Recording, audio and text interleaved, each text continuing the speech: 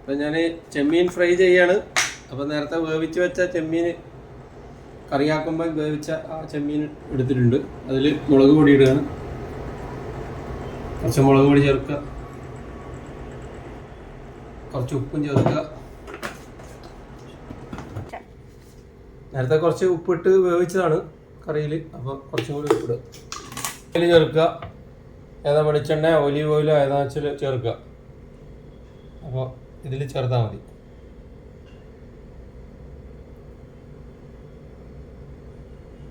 Olive oil നല്ല ആരോഗ്യത്തിന് നല്ലതാണ്.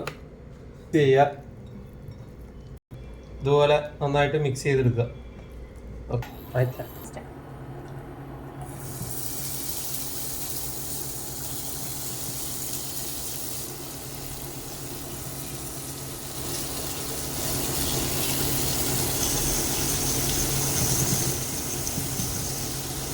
ഓക്കെ ഇതുപോലെ നിരത്തി വെക്കുക.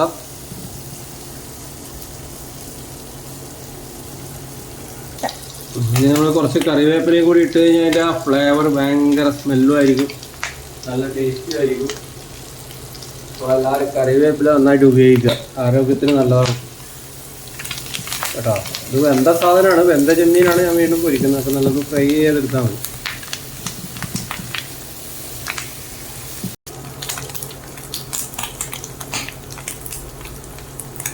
ഓക്കെ നല്ലോണം ഫ്രൈ ആയിട്ടുണ്ട്. അടിപൊളി ചെമ്മീൻ fry. Okay shrimp fry. Okay shrimp fry ചെമ്മീൻ ഫ്രൈ റെഡി ആയിട്ടുണ്ട്. ഓക്കെ സെർവ് ചെയ്യാം. നല്ല ചൂടോടെ ചോറും ചെമ്മീൻ കറിയും കൂട്ടി അടിക്കുക.